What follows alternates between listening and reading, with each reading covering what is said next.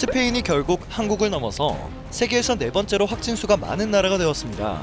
특히 스페인의 수도인 마드리드 일대에서 절반 이상의 환자가 발생하며 심각한 상황이 이어지고 있다고 합니다. 스페인의 유력 언론사 엘파이스에서는 스페인은 놓치고 한국이 해낸 통제의 본보기라는 제목의 기사를 내보냈습니다.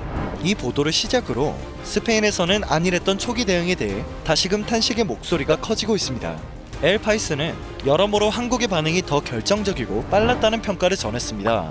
한국은 환자가 50명을 넘어서자 위기 상황으로 규정을 해서 국민들에게 마스크 착용과 야외 활동 자제를 권고했었는데요.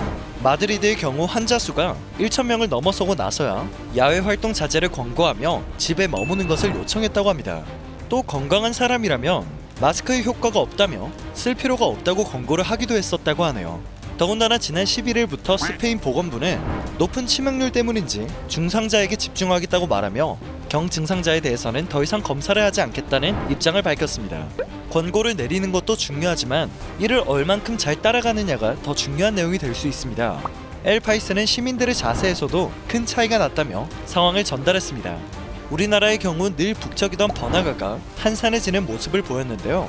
스페인 마드리드의 경우 휴교령과 재택근무령까지 내려지고 나서도 거리와 공원에 사람들이 가득했다고 합니다. 시민들의 권고를 따르지 않자 결국 마드리드 시장은 지난 13일 공원을 폐쇄하는 조치를 취하기도 했습니다.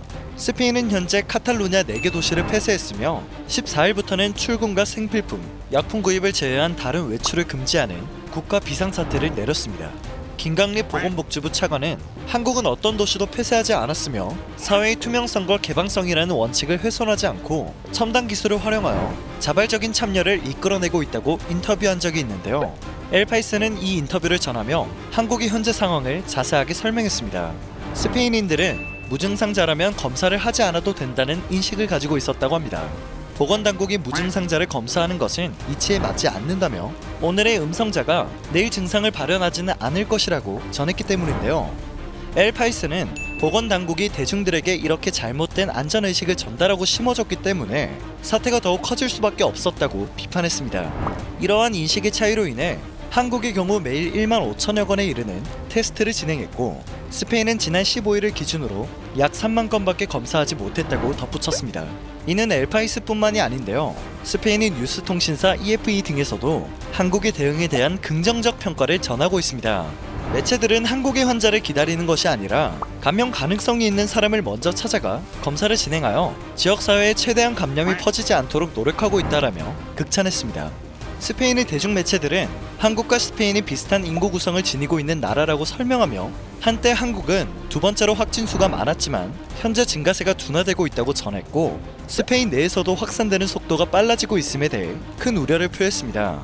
빠른 초기 대응과 즉각적인 역학조사, 우수한 의료기술, 그리고 협조하는 시민들의 자세가 모두 실현된 나라인 한국의 대처에 대해 스페인은 호평을 이어가며 부러움을 감추지 못하고 있는 상황입니다. 오늘 전해드릴 소식은 여기까지입니다. 마지막까지 시청해주셔서 정말 감사합니다. 늘 정확하고 올바른 뉴스를 전달해드리는 로버튜브 되겠습니다.